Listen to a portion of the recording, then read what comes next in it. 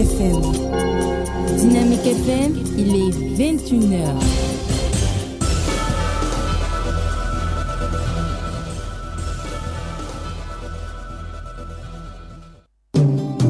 Que la crainte de l'Éternel soit sur nous.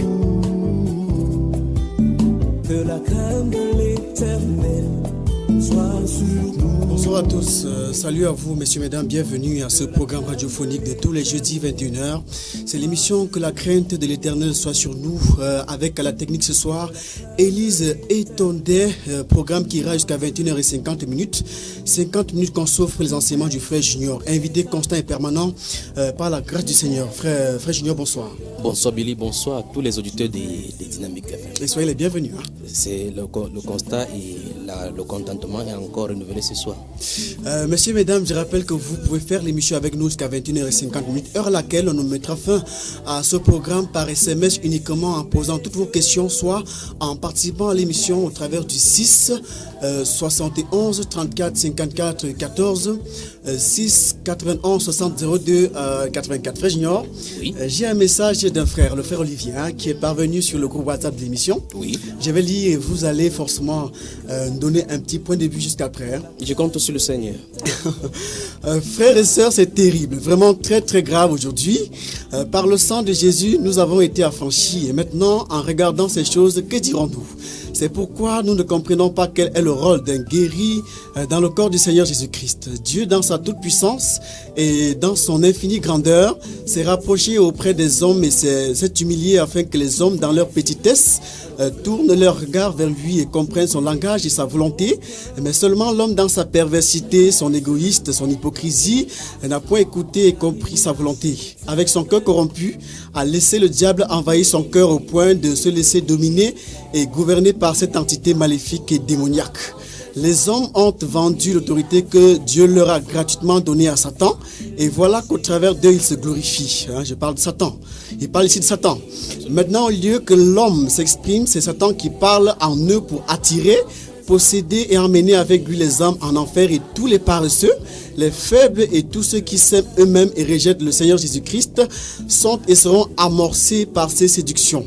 Mes frères et sœurs, affermissons nos cœurs, regardons seulement à Jésus, craignons-le, aimons-le en faisant sa volonté de toutes nos forces, frères et sœurs. Satan s'est introduit de force avec ruse dans l'église du Seigneur Jésus-Christ. Voilà pourquoi les frères sont et doivent être encore plus violents, radicaux, afin que par la grâce du Seigneur Jésus-Christ, les brisements, les renoncements et les consécrations s'installent dans le corps du Seigneur dont nous sommes membres. Mes frères guerriers bien-aimés, dénoncez-les et condamnez-les. Absolument. Je suis d'accord à 100% avec le frère Olivier. Mais il y a une de ces pensées donc j'aimerais corriger. Et c'est ce que nous faisons chaque fois sur ces antennes. Il faut que nous voyons, et la ligne des émissions, si j'avais précisé qu'il y avait deux églises qui fonctionnent dans le monde. Et dans l'église du monde est celle qui est le plus en vue. Souvenons-nous de la promesse du Seigneur Jésus-Christ. Souvenons-nous déjà que dans Colossiens chapitre 1, le verset 18, la Bible déclare que c'est Jésus-Christ qui est la tête du corps de l'église. Et la Bible déclare dans Éphésiens chapitre 5, le verset 22 et suivant, que le corps, l'église, c'est son corps dont il est le sauveur. Donc Christ est mort, il a versé son sang pour cette église-là. Et le Seigneur Jésus-Christ a dit que, la dernière fois nous avons également lu Matthieu chapitre 16, verset 18, où il a dit à Pierre, tu es Pierre, sur cette pierre je bâtirai mon église. Nous, c'est son église. Et il a prévu que les portes du séjour des morts ne prévaudront point contre elle. En fait, je comprends la pensée du frère Ovelé, c'est que quand bien même on veut évoluer avec le Seigneur, on voit des gens qui citent les Écritures, appellent Jésus-Christ, appellent Dieu, mais vivent autre vie. On se pose la question si ce n'est pas l'église de Dieu là-bas. Non. Il y a deux églises. Dans la Bible parle de l'église du Seigneur Jésus-Christ. La Bible parle d'une prostituée. Et cette prostituée donc, là, est formée de plusieurs autres petites prostitutions, comme on peut appeler ainsi. Donc vous voyez effectivement qu'elle a les filles. Et ce sont ces filles-là qui imitent exactement ce que leurs mères font. Et elle s'appelle église. Donc l'église n'est pas la face visible de la religion dont on voit là, dans la religion chrétienne. L'église du Seigneur Jésus-Christ, Jésus a dit, je connais mes brebis. Elles me connaissent. Dans 2 Timothée chapitre 2, le verset 19, la Bible déclare que quiconque prononce le nom du Seigneur Jésus-Christ, qu'il s'éloigne de l'iniquité. Donc, Et il a dit que c'est à leurs fruits que vous les reconnaîtrez. On reconnaîtra tout arbre par leurs fruits. Ah, d'accord. Souvenez-vous, si vous lisez le livre de Matthieu chapitre 15, lorsque le Seigneur Jésus a eu la confrontation avec les pharisiens au sujet de ce qui souillait l'homme, il a dit à ses disciples et à ces pharisiens-là que ce n'est pas ce qui entre dans la bouche de l'homme qui souille l'homme, mais ce qui en sort. Les disciples étaient scandalisés et il leur a expliqué par la suite. Quand il a donné l'explication, plus tard les disciples vont venir voir le Seigneur Jésus en disant: sais-tu que les pharisiens ont été scandalisés par ce que tu as dit par la réponse? Le Seigneur Jésus leur a dit que toute plante qui n'a pas planté mon Père céleste sera déracinée. Ah, d'accord, oui. Il vient de parler comme ça des hommes. Il dit toute plante qui n'a pas planté mon Père céleste sera déracinée. Et Jean-Baptiste avait dit en Matthieu chapitre 3, disant au Seigneur Jésus-Christ qu'il a son vent en main. Il nettoiera son air. Il gardera le grenier dans le blé dans son grenier, mais il amassera les pailles pour les brûler au feu. Donc il faut comprendre qu'il y a deux là qui vont en parallèle. Et le vrai problème, c'est que Satan va toujours singer Jésus. Il va toujours prendre les attributs de Jésus. Il va toujours prendre les choses de la Bible pour pouvoir attirer le grand nombre de son côté. C'est pour cela que, effectivement, comme il a dit là-bas, les vrais, les authentiques sont radicaux. Ah, d'accord. Mais en dépit de tout, quand même, le message, la quintessence du message est assez intéressant et encourageant. Absolument. En fait, c'est venu que, et c'est exactement ce que le Seigneur Jésus avait dit dans Matthieu chapitre 13, dans sa parabole, dans l'une de ses paraboles qu'il a interprétée, dans l'une des 5 paraboles, aussi Matthieu chapitre 24, chapitre 13, verset 24 et suivant. Il a interprété par rapport à la semence le bleu et l'ivraie. Il a dit que, souvenez-vous, quand il a donné cette semence de cette parabole-là, il a dit, parce que les anges lui ont demandé dans cette parabole-là, qu'est-ce que c'est que cette histoire-là que tu as semé la bonne semence, que d'où vient-il qui est livré? Il dit c'est un ennemi qui l'a semé. Et les anges lui ont demandé, voudrais-tu que nous allons délivrer arracher l'ivraie? Il dit non, faites attention. Pourquoi le Seigneur Jésus a demandé aux anges de ne pas aller arracher? Parce qu'en réalité, à un moment donné de la croissance, souvenez-vous, il a de prendre la parabole par rapport aux choses qui sont dans le champ.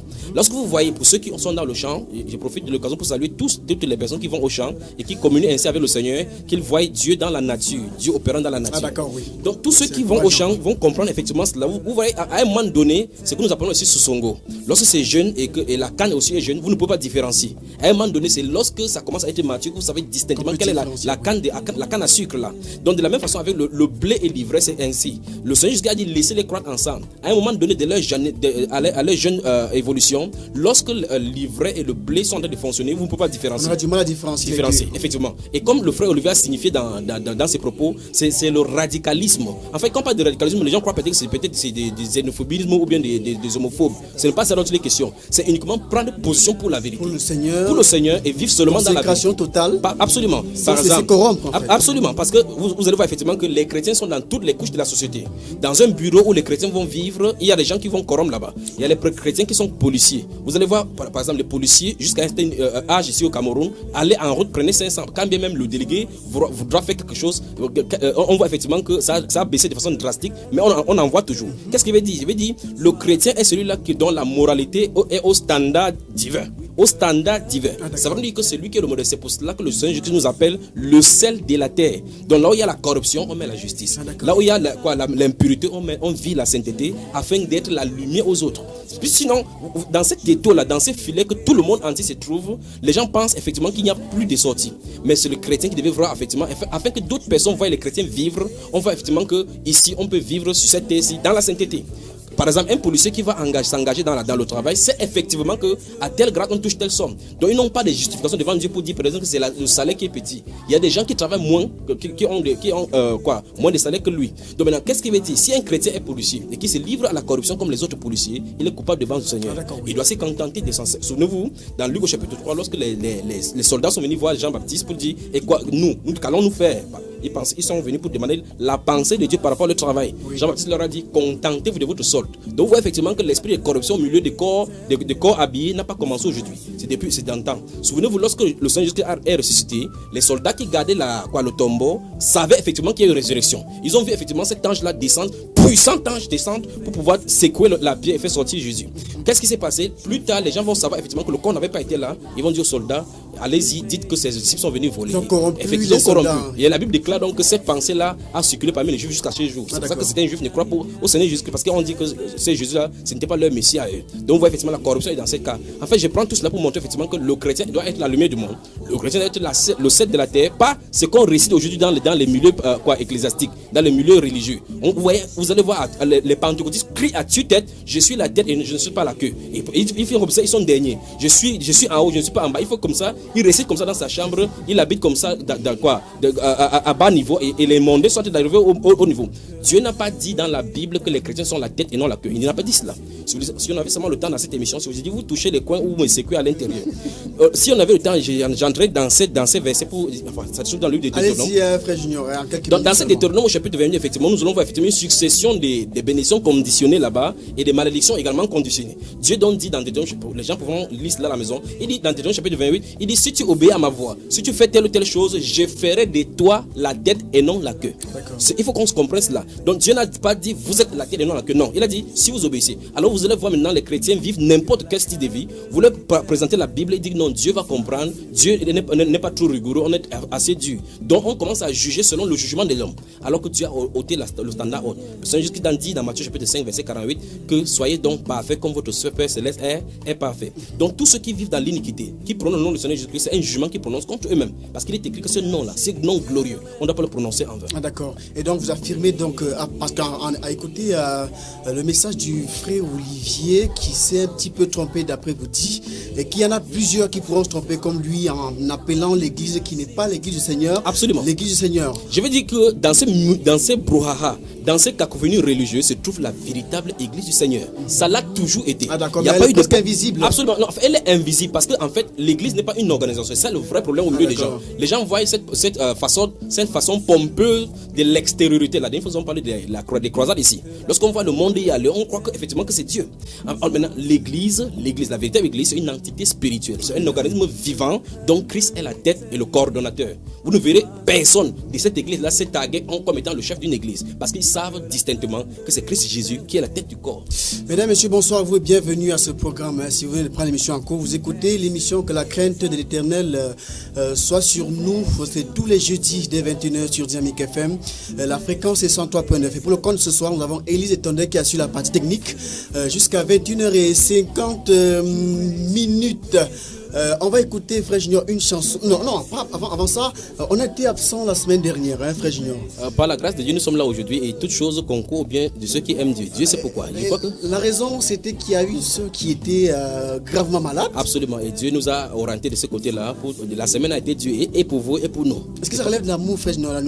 Est-ce que ça relève de l'amour fraternel? Parce qu'elle a presque immobilisé ou mobilisé toute l'église. Absolument. Si vous lisez effectivement dans Actes au chapitre 9, vous allez voir le cas de Dorcas. Dorcas Tabitha qui faisait de bonnes œuvres au milieu chrétien et que lorsqu'elle était morte justement pour elle est arrivée jusqu'à la mort, on a gardé le corps là-bas, prié, envoyé à Joppé, appelé l'apôtre Pierre pour venir là-bas. Donc l'apôtre Pierre a dû se déplacer de Joppé jusque là pour pouvoir secourir. Donc quelle chose que l'apôtre Paul faisait, il est censé aller là-bas pour consoler les disciples. Donc nous devons subvenir aux besoins de pressants des saints, c'est ce que la Bible nous déclare, et nous devons veiller à ce que au milieu de nous, nul ne se prive de la grâce de Dieu. C'est ce qui nous arrive. Et là c'est l'une des manifestations de l'amour. Nous n'avons pas prêché seulement en parole. Ah d'accord. Et donc, puisqu'il s'agit de la sœur Mireille, oui. Elle a adressé un message pour remercier toutes les personnes qui ont été concernées, qui ont assisté, qui ont participé à cela de près ou de loin, que ce soit au Cameroun ou en Europe, financièrement ou spirituellement. Et le Seigneur l'a rétabli. Ah d'accord. Que Dieu soit glorifié.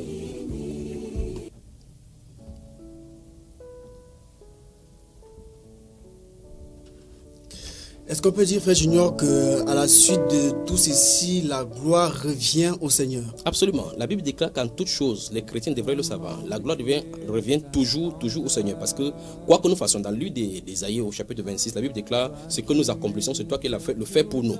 Tout ce que nous faisons, c'est ça. Et même dans Proverbe chapitre 7, la Bible déclare que les projets que forme le cœur de l'homme viennent de l'homme, mais c'est la bouche, la réponse vient de Dieu. Donc vous prononcez une parole pour pouvoir donner, c'est Dieu qui le donne. Ça, c'est pas pour tout le monde. C'est pour ceux qui lui sont consacrés. Dad Lutienne, gloire à toi Seigneur, à tout de suite.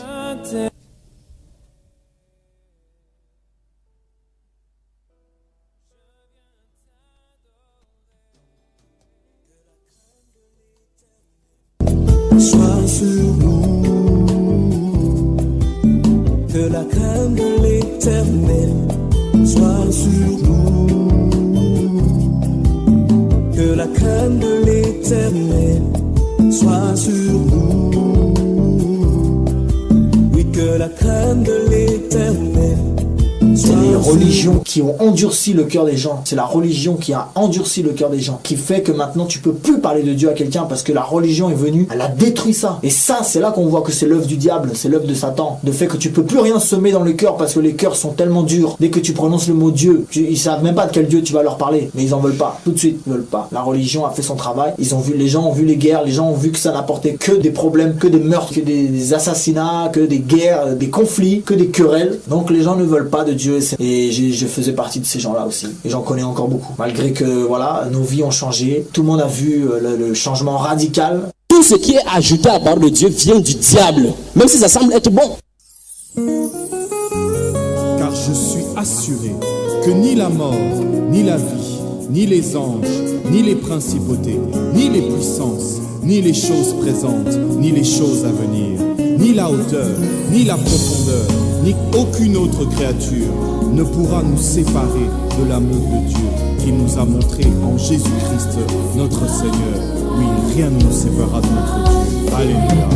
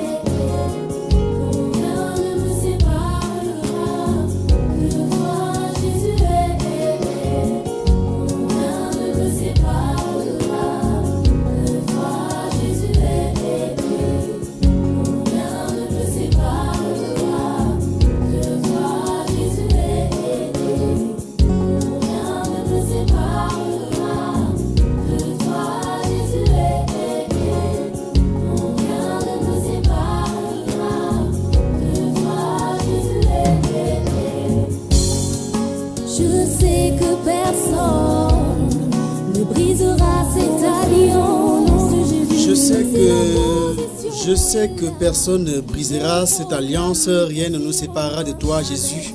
C'est une magnifique chanson de PV7, une chanson que vous pouvez retrouver sur internet, à télécharger gratuitement. Une chanson qu'on dédie à toute l'église, à tous les auditeurs de l'émission. Absolument. Mais plus particulièrement à toute l'église, à toutes les personnes qui sont véritablement de nouveau. Et qui nous écouteront sur tout le ciel de ce monde. Plus particulièrement à tous les frères en Europe et à ceux de la chaîne Bambaïba. Ils sont nombreux. On va aussi noter quelques-uns, un peu comme l'apôtre de Paul. Absolument, frère. Surtout pas faire des jaloux. Absolument. On a donc Camille Bana au Canada et sa femme à qui on dédie cette magnifique chanson. Et que Dieu, et là c'est prophétique ce que vous faites là, parce qu'il attend quelque chose de Dieu et Dieu le visitera. Le couple Gaïa, Élisée et Carole au Canada. Absolument.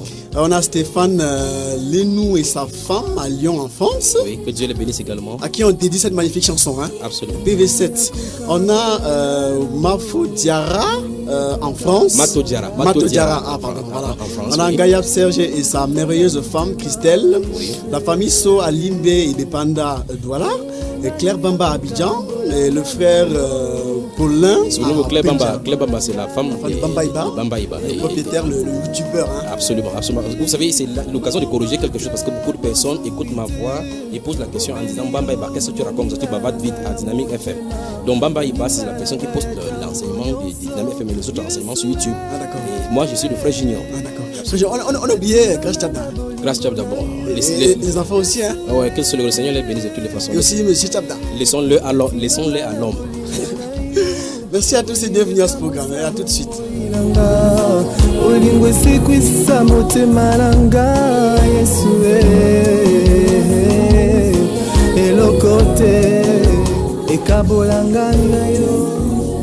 Sois sur nous,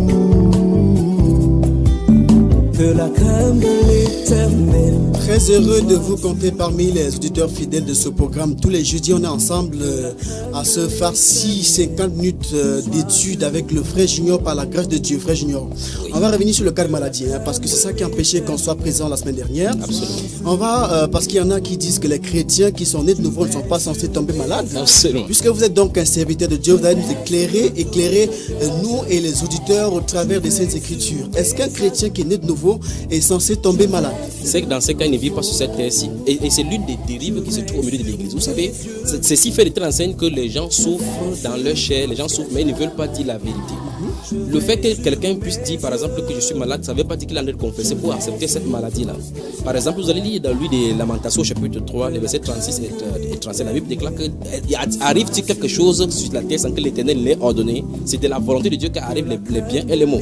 Donc, vous voyez effectivement, enfin, laissons dans l'Ancien Testament et touchons dans la Nouvelle Alliance, parce que la question que vous avez posée, c'est est-ce qu'un chrétien né de nouveau peut être malade? La seule et unique façon de le faire, c'est regarder dans la Bible. Prenons par exemple le cas de Timothée. Les gens prennent cela lorsqu'on parle de la gloire, par exemple, dans 1 Timothée chapitre 5, le verset 23. La Bible déclare effectivement que Paul, recommandant à Timothée, dit ne fait que boire d'usage de vin, de l'eau seulement, faisant usage d'un peu de vin. Il dit à cause de ton fréquent mal d'estomac. Donc ça veut dire que Timothée, qui est un chrétien, absolument, qui est un évangéliste chevronné. Ah d'accord. Un authentique, puisqu'il suivait les enseignements de Paul et il les enseignait de la même façon. Il connaissait Paul. Et souvenez-vous, cet apôtre Paul-là, la Bible déclare qu'on a amené les mouchoirs qui avaient touché son corps et les esprits sortaient des corps. Les gens étaient guéris, effectivement. Donc ça veut dire qu'on transportait ces mouchoirs-là quelque part et puis ça délivrait les gens. Mais Timothée, qui était l'évangéliste, souvenons-nous également, il avait eu le don par l'imposition des mains des anciens, de l'apôtre Paul particulièrement. Donc il avait reçu ça par prophétie comme étant un serviteur authentique du Seigneur. Mais il avait le mal de ventre. Je ne permettez-moi d'insister. Il y en a qui disent que Jésus-Christ a pris toutes nos maladies sur la croix, il a porté nos souffrances et donc quand on est chrétien, né de nouveau, on n'est plus censé souffrir ou tomber malade. En fait, il y a un problème que les gens doivent comprendre par rapport à l'œuvre de la croix du Seigneur Jésus.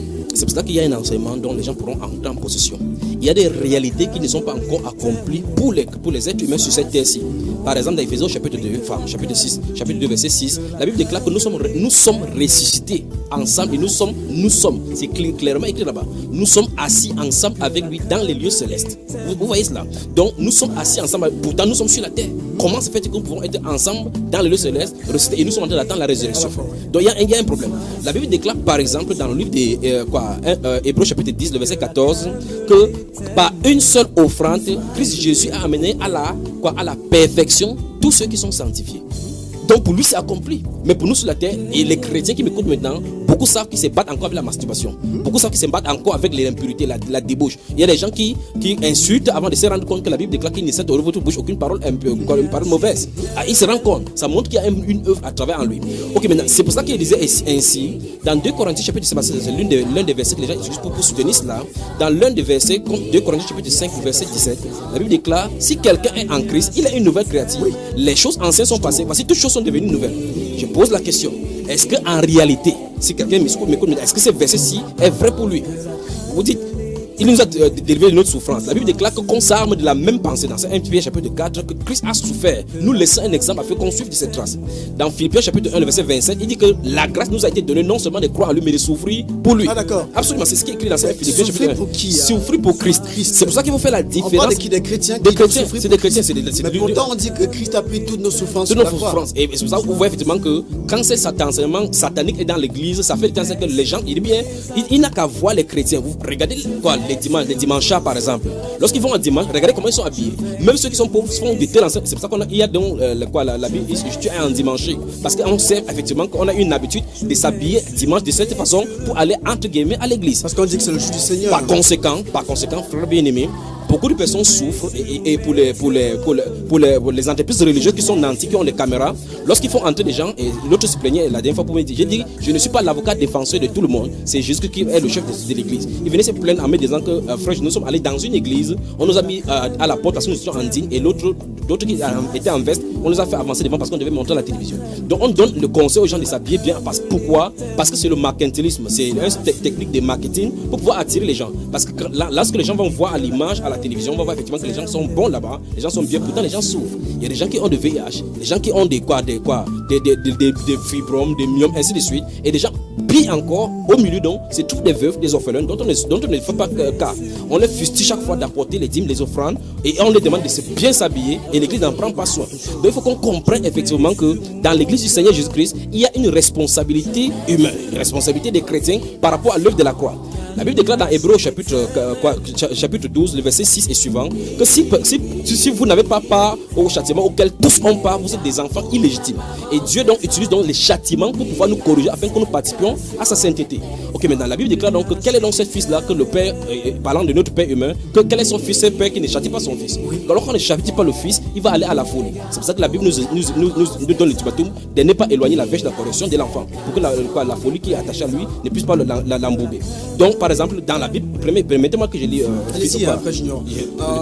Mesdames et messieurs, vous qui venez de prendre l'émission en cours, je rappelle que vous pouvez participer à l'émission en envoyant vos messages qui comportent soit vos questions, soit des encouragements à l'émission au travers du 6 71 34 54 14 6 91 60 02 84. Frère Junior, allez-y. Donc dans le livre des Philippiens au chapitre 4, l'apôtre Paul saluant l'église en parlant d'Épaphras, il va dire effectivement que Épaphras a été un intercesseur auprès de l'église des Philippiens. Il dit qu'il a été près de la mort. Et Dieu a pitié de lui parce que Dieu ne voulait pas ajouter à ses peines. Et dans l'épître à Timothée, qu'est-ce qu'il va dire? Il va dire que j'ai laissé Trophime à Milet malade. Il dit qu'il a laissé malade. C'est l'apôtre Paul qui le dit. C'était quand même terrible. Celui donc de qui on prend le mouchoir, on impose aux gens et les gens sont guéris. Il dit qu'il a laissé Trophime à Milet malade. Vous ne pouvez pas guérir Trophime. Le mystère se trouve du fait que les gens croient effectivement. Là, dans une émission ici, j'avais dit que les gens croient aujourd'hui. Les gens qui disent servir Dieu aujourd'hui utilisent Dieu. C'est Dieu qui est devenu leur serviteur. Ils ne sont pas serviteurs de Dieu. Souvenez-vous par exemple du Seigneur Jésus-Christ comme le Seigneur est le détenteur par excellence de notre modèle. Et il est notre modèle. Dans Jean chapitre 5, Jésus qui va dire que le Fils ne peut faire rien sans avoir vu le Père faire. De même que le Père agit, le Fils agit pareillement. Donc le serviteur de Dieu authentique n'agirait pas par lui-même, par audacité, ni par une impulsion, mais c'est poussé par le Saint-Esprit qui doit le faire. Donc vous voyez effectivement, ça veut dire qu'une pensée humaine, supposons que vous soyez malade, et que quand bien même j'aurais compassion de vous, je n'ai pas le pouvoir en tant qu'être humain pour faire quoi que ce soit. Il faut que le Saint-Esprit ordonne de le faire.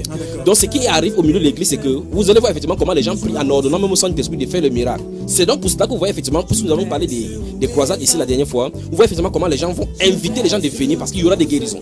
Et curieusement, les gens viennent comme ça, ils ne sont pas guéris, et là ils rentrent frustrés. Et ils rentrent frustrés sur le nom de Dieu qui est blasphémé. Parce que ce n'est pas Dieu qui l'a dit. Les gens l'ont fait à cause du commerce qu'il y a derrière. C'est du mercantilisme et c'est de la cupidité qui est derrière. Donc je vais dire ceci, le don spirituel, lorsqu'on l'a de façon authentique, ça ne dépend pas de nous. Souvenez-vous de cela. La Bible déclare que le Saint-Esprit distribue le don à chacun comme il le veut. Et quand même le Saint-Esprit nous donne ce don-là, ça veut dire que c'est nous qui sommes soumis au Saint-Esprit. Ce n'est pas le Saint-Esprit qui nous est soumis. Il n'y a pas un seul passage de la Bible qui dit que le Saint-Esprit nous sera soumis. Parce que le Saint-Esprit est Dieu. Nous ne pouvons pas demander que le Saint-Esprit guérisse telle personne. Ce n'est pas possible. Il guérit selon sa volonté. Il distribue donc selon sa volonté, comme il veut, selon son plan. Alors, pour les chrétiens, donc, il y a des maladies qui donnent, que Dieu permet aux chrétiens pour pouvoir les temporiser. Absolument. Donc, par exemple, nous voyons effectivement le cas des Trophime qui est malade. Nous voyons le cas d'Épaphras. Épaphras, qui est un vrai ministre de Christ, qui intercède pour l'église, mais il est malade. La Bible, l'apôtre Paul dit même qu'il était au bord de la mort. Parlons de cela. L'apôtre Paul lui-même est un cas typique. Dans 2 Corinthiens chapitre 12, lorsqu'il va avoir la vision, cette révélation-là, où il est enlevé jusqu'au 3e ciel, il voit la révélation, puis parce que la révélation, effectivement, ça peut pousser à l'orgueil. La Bible déclare qu'à cause de l'excellence de cette révélation, une écharpe lui a été mise dans la chair pour qu'il ne souffle pas. Un ange de Satan. Les théologiens ont dit aujourd'hui que c'était à cause de son rectum punctum, le punctum proximum. L'acuité visuelle avait baissé à cause de sa défection par rapport à la lumière qui lui a été frappée au chemin de Damas. Et ce n'est pas ça qu'il en a dit, parce que c'est plusieurs années plus tard qu'il raconte ce scénario. Lui, il dit dans 2 Corinthiens chapitre 12, donc, il dit que 3 fois j'ai prié le Seigneur. C'est quand même curieux. Aujourd'hui, les chrétiens, eux, disent qu'ils ont Dieu, ils ont le pouvoir. Par conséquent, ils peuvent ordonner à la maladie. L'apôtre Paul a des problèmes, il prie le Seigneur, lui, qui est rempli du Saint-Esprit, et peut commander un magicien, et que l'obscurité des ténèbres tombe sur lui, il ne voit pas. Mais lui, il a des problèmes dans sa chair, il dit qu'il a prié le Seigneur. Il faut que les prédicateurs bien comprennent ceci. Il y a les prédicateurs qui souffrent comme ça. Il y a les prédicateurs qui vivent dans l'adultère, ils ne peuvent pas s'en sortir. Il y a les prédicateurs qui me suivent maintenant, les chrétiens ils savent effectivement qu'ils ont des péchés, qu'ils ne peuvent pas s'en sortir. Il y a une voix, je crois qu'il y avait un frère qui appelait une de ses fois Philippe, qui parlait de cette histoire de masturbation. Et où effectivement, à la rencontre dont le Seigneur l'a délivré de cela totalement. Parce qu'il faut que les gens connaissent la vérité. C'est la vérité qui doit affranchir. Les gens vivent comme ça dans le mensonge. Je dis bien dans les dénominations et dans les systèmes religieux. Ils vivent ainsi dans le mensonge et dans la peur. Vous voyez, quelqu'un est malade, il peut aller à l'hôpital. Chez les témoins de Jéhovah, par exemple, on dit qu'on ne prend pas de transfusion sanguine parce que Dieu a dit qu'on ne mange pas de sang. Et ils savent que Dieu dit qu'on ne doit pas manger du sang. Il parle de manger, pas de mettre dans intraveineuse. Et voilà comment les gens meurent là-bas comme ça. Et pour eux, déjà même pour eux, la puissance de Dieu est déjà finie avec le dernier apôtre. Le dernier apôtre est mort avec la puissance de Dieu. Et ils prêchent la même Bible, dont la Bible déclare qu'on prêchait, Jésus accomplissait les miracles derrière la prédication. Il doit confirmer parce que la parole de Dieu ne s'annonce pas seulement en parole, en discours, en sagesse seulement, mais avec démonstration d'esprit et de puissance. Mais je vais faire comprendre aux chrétiens que cette puissance de Dieu n'est pas contrôlée par nous. C'est pour cela que vous voyez dans Actes des Apôtres chapitre 1, le Seigneur Jésus a dit que mais vous recevrez une puissance lorsque le Saint-Esprit venant sur nous. Les gens ne comprenant pas ce verset ont cru peut-être que le Saint-Esprit c'est une puissance. La Bible déclare là-bas que quand le Saint-Esprit va venir, c'est là où le chrétien est revêtu de la puissance. Parce que c'est le Saint-Esprit qui donne la puissance. Il n'y a pas une puissance intrinsèque qu'a le chrétien et qui peut utiliser à tout moment. Chaque chrétien doit savoir que chaque atome, chaque mouvement de son corps doit être contrôlé par le Saint-Esprit. C'est pour cela que nos pas sont guidés par le Saint-Esprit. Je vais vous écouter, écoutez votre réponse parce qu'il s'agissait là de la première question. Le chrétien donc est censé tomber malade. Pas qu'il est censé tomber malade, ça veut dire que le chrétien peut aussi tomber malade. Prenons un verset dont les gens aiment beaucoup. La Bible déclare dans ces Romains chapitre 8, verset 28, et je crois qu'avec ça règle le problème. Il dit toutes choses concourent au bien de ceux qui aiment Dieu.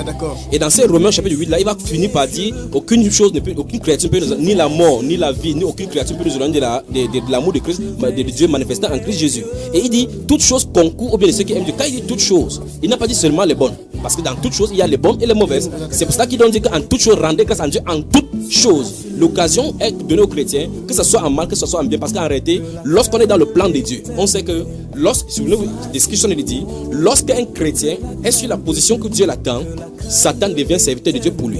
Ah d'accord. Après, je dis maintenant, d'où vient cette maladie? La maladie. La maladie du chrétien vient d'où? De Dieu ou de Satan? Je vais citer la Bible. J'ai comme l'impression que quand on me dit quelque chose de Dieu, on a peur de dire parce qu'on a peur d'être frappé par Dieu. Permettez-moi de lire Lamentation. Allez-y, frère Junior, parce que c'est un sujet qui prête à confusion, oui. Qui provoque des débats contradictoires dans tout le paysage religieux. Comme toute autre chose. Heureusement que vous êtes là pour nous éclairer au travers de Attendez, quand on va toucher les offrandes, ça va parler. Mesdames, messieurs, faites l'émission avec nous au travers du 6 71 34 54 14 6 91 60 02 84. On est ensemble jusqu'à 21h50. Je vais lire ici dans le livre de Lamentation, puis je vais aller dans le ministère du Seigneur. On va en voir quelque Allez-y, chose. Lamentation chapitre 3, le verset, je pourrais lire beaucoup de versets comme ça, Josué chapitre 23, verset 14 à 16, ainsi de suite, mais les auteurs peuvent vérifier à la maison. La Bible déclare au verset 36, quand on fait tort à autrui, de Lamentation chapitre 3, ici là-bas, dans sa cause, le Seigneur ne le voit-il pas? Qui dira, c'est une question que le prophète parle, qui dira qu'une chose arrive sans que le Seigneur ne l'ait ordonné? C'est ce qui est écrit. N'est-ce pas de la volonté du Très-Haut que viennent les maux et les biens? Pourquoi l'homme vivant se plaindrait-il? Que chacun se plaigne de ses propres péchés.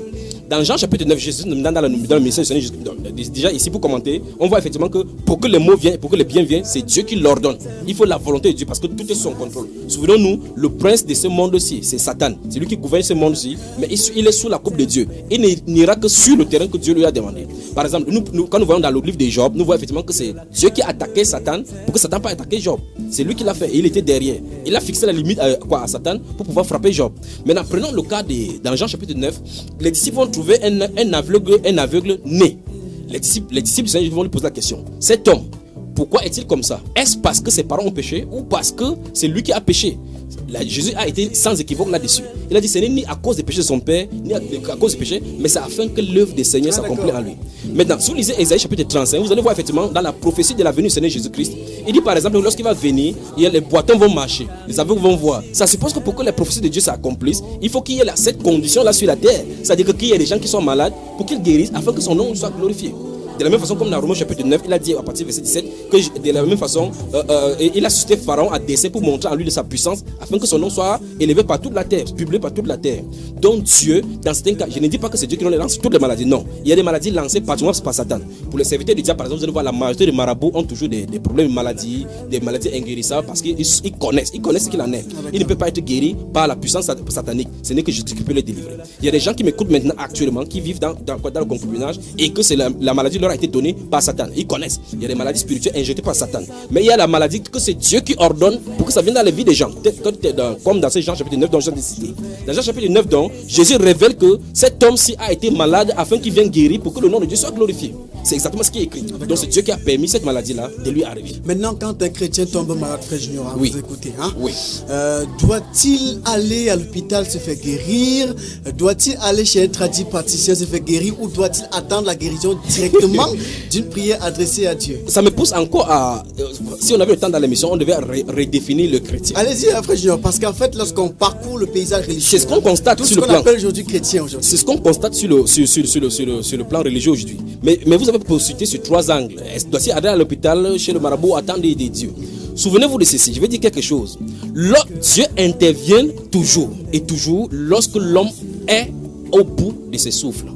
Dieu ne peut pas venir alors que vous pouvez le faire. Par exemple, vous ne pouvez pas déposer la nourriture à côté de vous, vous dites qu'il faut que Dieu me permet de manger cela. Ou bien vous dites, je ferme les yeux, je traverse la rue parce que je suis protégé par le sang de Jésus-Christ. Il y a des gens qui dorment en disant qu'ils boivent le sang de Jésus. D'autres qui plient sur le disent qu'ils boivent le sang. Ça, ce sont les démoniaques qu'il faut délivrer. Donc, regardez bien, quand vous voyez effectivement un chrétien commence à aller, j'en ai rencontré plusieurs. J'ai même prié pour la délivrance d'un pasteur qui m'a appelé pour prier parce que le pasteur qu'on avait affecté de ces lieux-là avait fait des remèdes là-bas. Il dit c'est terrible seulement le mercantilisme.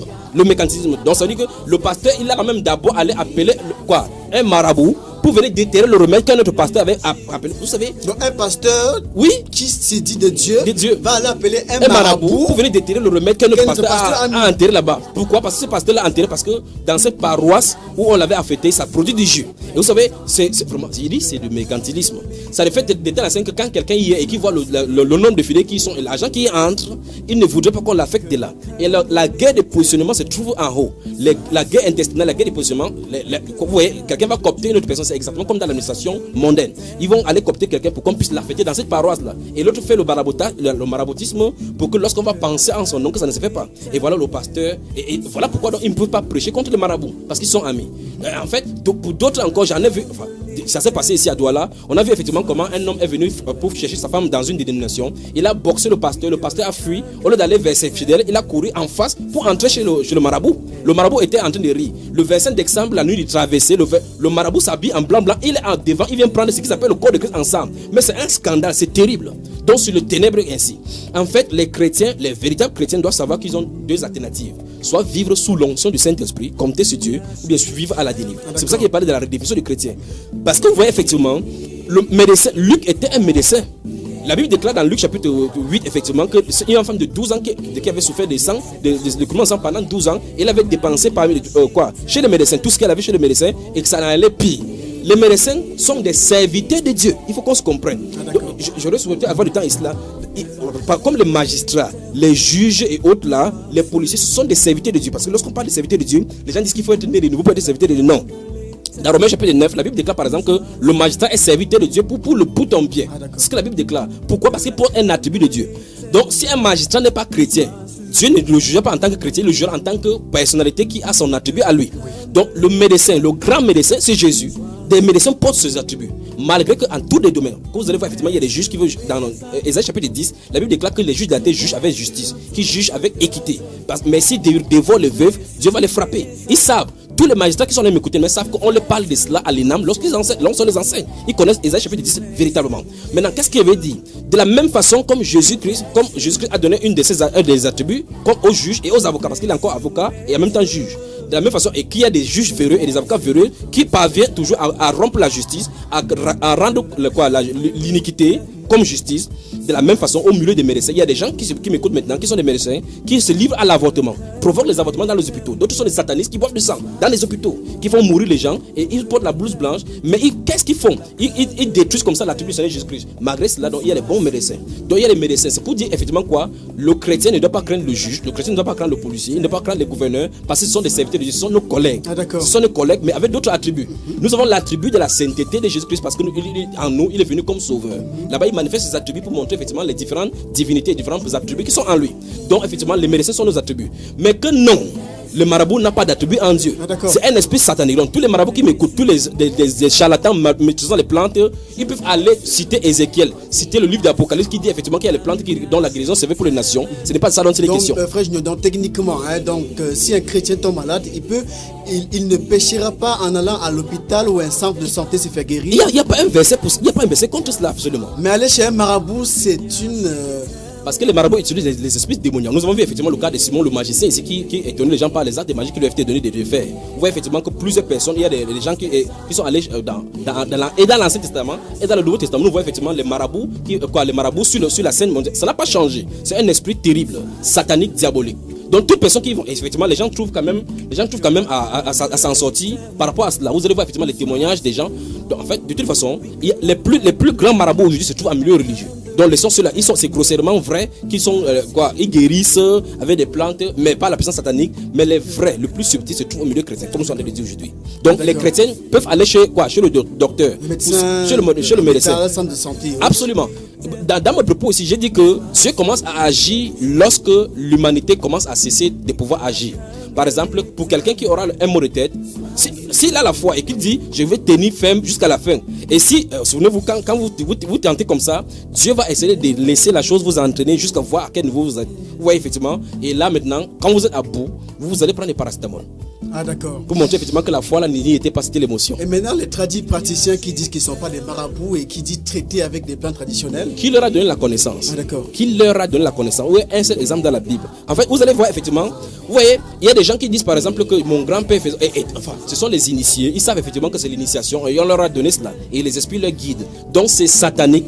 Et pour ceux qui m'écoutent maintenant, s'ils ont les dons de médiumnité, il y a des gens qui font la lecture du tarot, la numérologie, l'astrologie, ainsi de suite. Et on essaie de moderniser les choses maintenant. Maintenant, il y a même la consultation maintenant par Internet, via Internet, via la télévision. Les gens appellent même à la radio pour qu'on puisse donner les thèmes astrales en donnant la date de naissance. Ils ne savent pas qu'ils se livrent directement à Satan. Parce qu'en calculant avec la cartographie spirituelle du ciel de chacune des personnes, tu es connecté à l'un des 12 signes des zodiaques et dont le démon se saisit. Alors, la porte est ouverte dans ta vie par rapport au démon. Donc, Dieu interdit exactement à toute personne qui consulte les devins et qui invoque les esprits. Ah d'accord. Frère Junior, maintenant pour le cas, il y a une religion qui est abondamment répandue qui contredit, interdit et lutte contre la transfusion sanguine. Oui, les témoins de Jéhovah, je crois que je l'ai cité ici. Ce sont eux, Frère Junior. Absolument. Un chrétien qui est né de nouveau peut-il faire de la transfusion sanguine s'il en a le besoin? Absolument, absolument. C'est exactement comme si vous pouvez faire quoi. Si vous avez par exemple l'os qui est brisé, on peut vous mettre effectivement le fer dans les os pour les soutenir. Absolument. D'accord. Mesdames, messieurs, merci à vous qui venez de prendre l'émission en cours. Je rappelle que l'émission c'est que la crainte de l'Éternel soit sur nous.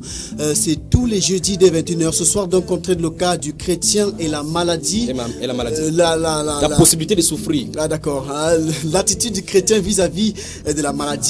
Parce qu'il y en a qui disent que étant converti, on n'est plus censé tomber malade parce que Jésus-Christ a pris toutes nos maladies sur la croix. Non, mais c'est terrible. Et qu'en venant à Jésus, on doit être guéri forcément. Ce n'est pas ça. Il y a des gens qui vont mourir dans la maladie étant chrétiens. Il y a des gens qui vont mourir dans la pauvreté étant chrétiens. Il y en a qui en servent même pour prêcher. Absolument. Que venant à Jésus, vous serez guéri.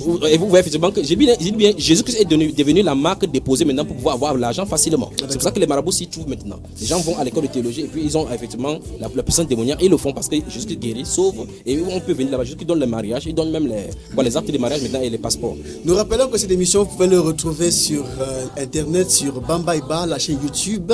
Absolument. En fichier audio qui est postulé ensuite. Absolument. Et aussi sur le site internet www.réveille-toi.besaba.com. Réveille-toi en un seul mot, .besaba. Besaba, c'est BESABA.com. Et pour ceux qui veulent vous contacter, Frère Junior. D'abord, ils ont les enseignements. Que Dieu les guide de toute façon. Frère Junior, j'aimerais aussi évoquer un thème, entamer un thème qu'on pourra débattre dans les prochaines éditions de ce programme. On a le discours de Léopold II qui, dans son discours, demandait à ceux qui apportaient l'évangile. Léopold II, c'est le roi belge. Le roi belge, voilà, c'est lui qui a apporté l'évangile en Afrique, de ne enseigner que le côté pathétique, en fait. Oui.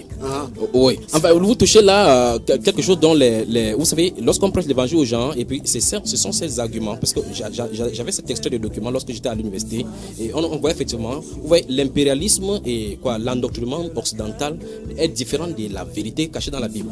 Dieu peut utiliser n'importe quel moyen pour que l'évangile arrive. Souvenez-vous par exemple, pour que l'apôtre Paul va à Rome prêcher, il n'est pas allé en avion, il n'est pas allé dans un bateau en classe VIP comme les apôtres vont aujourd'hui.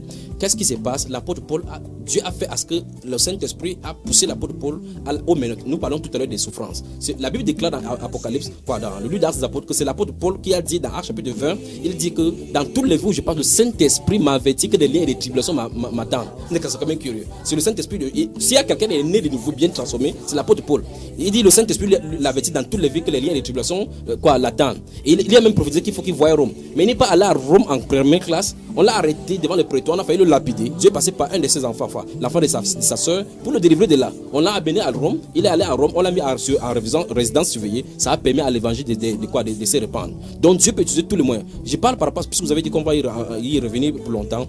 Beaucoup des Africains disent par exemple que les Blancs sont venus pour nous coloniser. Et ils ont dit, effectivement, quand on lisait dans ce discours de Léopold, vous voyez effectivement comment il a dit que ne leur enseignez pas telle chose parce qu'ils connaissent déjà. Ne leur enseignez pas telle chose parce qu'ils connaissent déjà. Mais faites ceci et puis faites ceci en dessous. En fait, ça veut dire que la Bible a été présentée. C'est exactement la même chose qu'on fait aujourd'hui. Dans Philippiens chapitre 3, verset 17, l'apôtre Paul dit que ce soit en fustigeant ceux qui prêchent Christ par motif impur, il dit que de toute façon, qu'ils le prêchent par motif impur, ou bien comme eux, de la même façon, Christ en est pas moins annoncé. Ça veut dire qu'une fausse personnalité va prêcher Christ Jésus en présentant la vérité, mais derrière la cupidité. Il va avoir son argent, la personne sera sauvée, mais lui ne sera jamais sauvé. Puisque Judas va aller prêcher avec les apôtres, il va annoncer la parole, et là, au moins, il prêchait la bonne évangile. Le vrai évangile, parce qu'il prêchait la repentance au royaume et la production de bonnes œuvres. C'est ce que Judas prêchait. Il en a en enfer. Les autres qui ont écouté sont sauvés. Donc il faut qu'on fasse attention. Donc cet argument-là est utilisé par beaucoup les Africains. Et vous voyez effectivement qu'il y a un élan de panafricanisme au milieu chrétien. Il y a beaucoup de groupements religieux qui commencent à se dire que les vrais juifs étaient des noirs. Les noirs sont allés en traite négrière, que Jérusalem n'est pas la Jérusalem dont on a maintenant. Bon, on va y revenir vraiment en profondeur pour montrer aux gens que le fait que Léopold, le roi belge, ait utilisé cela, c'est un canal pour Dieu pour pouvoir donner l'écriture. On en a plein comme ça dans la Bible. On pourrait prendre du temps maintenant pour pouvoir démontrer cela. Dans tous les cas, on reviendra largement là-dessus. Que le Seigneur thématique qu'on traitera sur ce programme, que la crainte de l'Éternel soit sur nous. Amen. Dieu nous guidera. Merci à vous, messieurs et mesdames. On va se quitter avec cette chanson de PV7 avec Élise Etonde. La chanson PV7 qu'on a écoutée tout à l'heure, on va se quitter avec cette chanson. Frère Junior, avant ça, un dernier mot avant qu'on ne parte. J'ai pris que les chrétiens reviennent à la Bible parce qu'il faut qu'on sache que tout ce qu'on reçoit, qui n'est pas une semence de Dieu, c'est une semence diabolique. Donc toute personne qui va écouter cette mauvaise, les chrétiens qui sont à la maison sachent qu'il y a des maladies qui les dérangent, mais on leur demande de croire qu'ils ne sont pas malades. C'est parce que tu ne crois pas que tu es guéri, que tu es guéri. J'aimerais raconter quelque chose avant qu'on ne finisse là. Vous allez voir effectivement plusieurs personnes vont amener les gens dans les croisades comme ça. On prie, on dit que c'est parce qu'ils n'ont pas la foi pour qu'ils être guéris. Pourtant ils ont invité que venez, il y aura les guérisons. Vous voyez effectivement, on commence à fusiller les gens et les gens sont frustrés pour que c'est parce qu'ils n'ont pas la foi.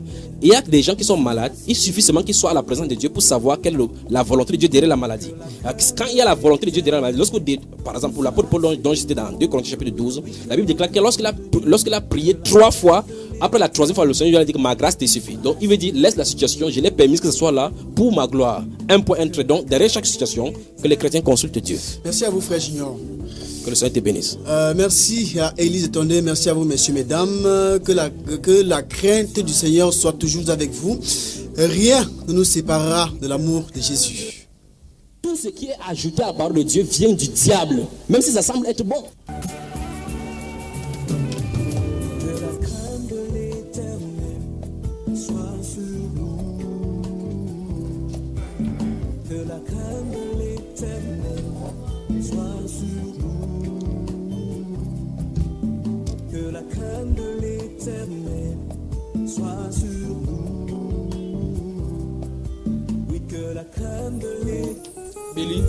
Car je suis assuré que ni la mort, ni la vie, ni les anges, ni les principautés, ni les puissances, ni les choses présentes, ni les choses à venir, ni la hauteur, ni la profondeur, ni aucune autre créature ne pourra nous séparer de l'amour de Dieu qu'il nous a montré en Jésus-Christ, notre Seigneur.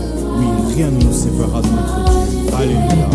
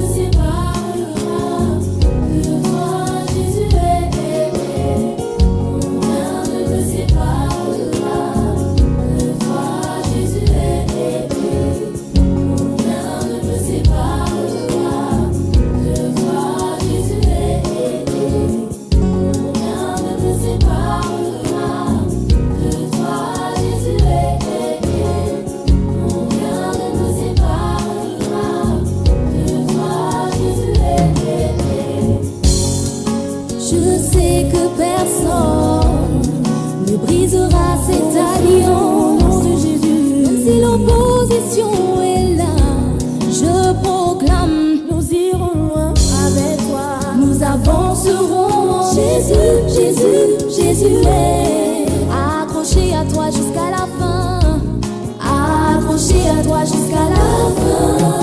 Ni les anges, ni les hommes, ni les principaux, ni les persécutions, ni la vie, ni la mort, ni les anges, ni les hommes, ni les principaux, ni les persécutions.